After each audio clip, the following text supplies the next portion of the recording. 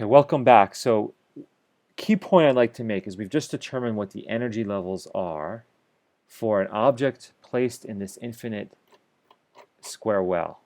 Okay, we've just determined that the values are multiples. They're basically n can be 1, 2, 3, etc.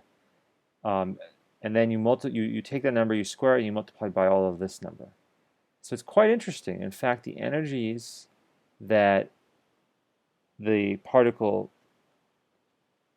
can be in are discretized, and this is like typical of what happens in quantum mechanics. Classically, if you're that like ice skater that's going back and forth in this canyon, you can have any energy you want. You can go really really fast. You crash into the wall. Let's assume that you crash and you can immediately bounce back. So there's nice like kind of bumpers there. You can have any energy you want. Go really fast, really slow, whatever you want. Quantum mechanically, the energy levels that are the eigenstates of this system are discrete multiples of all of these constants, and these constants are like fundamental. There's the fundamental h bar stuff, then there's the mass of the particle, and then a, which is the width of the canyon. Okay, so we'll come back to the energy stuff in a little bit and what the wave function looks like, but let's actually now let's solve the other constant that we haven't talked about, and that is the constant multiplying the sign value. So I mentioned this briefly before, and that is namely that the integral of psi squared from minus infinity to infinity has to equal 1.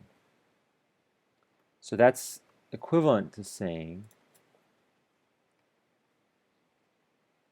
sine squared of kx. So by the way, remember we said already that the wave function, in order for it can't exist inside this infinite potential.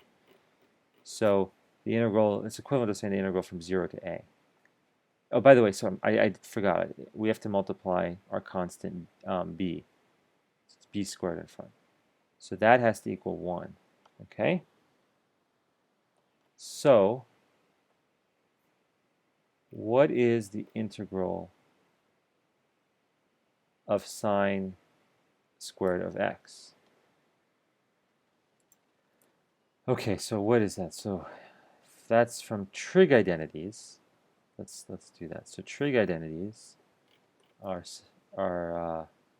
see, we have sine squared of x is equal to I just worked this out. So it's 1 minus cosine of 2x all over 2. Okay? This is one of the trig identities. Okay? So we have, from doing this integral, we have b squared of the integral from 0 to a of 1/2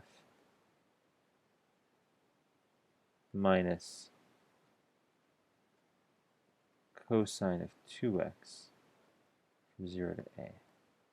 That has to all equal 1. Okay, so we have b squared of a over 2. So for the integral of 1/2 is going to be x. Actually, let me just do that explicitly. Okay, so we're going to have b squared over 2 times x evaluated at 0 and a. Okay, minus 1/2. Oh, there's also a half in front here. So it's actually going to be 1 minus 1/4 sine of 2x.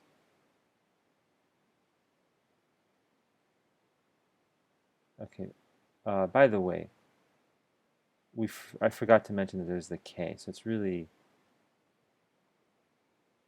like we really should have done a substitution. Y is equal to kx. So this is really y here, and then we're actually then going to integrate from 0, y equals 0 to k times a. So this should be k to a, okay? and dy is equal to k dx. So we have to have a 1 over k that we pull out, okay? Okay, and this is a y to ka. This is a 2y.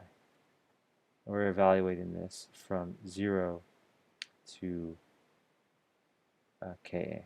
Okay, this has to equal 1. Okay, so what does that leave us? So that leaves us b squared times ka over 2k. So the k's actually cancel. Minus 1/4 times sine of 2ka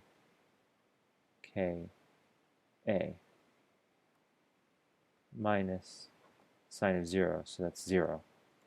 So remember that k is itself going to be always some multiple of pi over a. So this is n times pi over a. So sine of, so 2ka is going to be 2n pi k, sorry, there's no k, 2 pi n over, it's supposed to be a 2 pi a over a.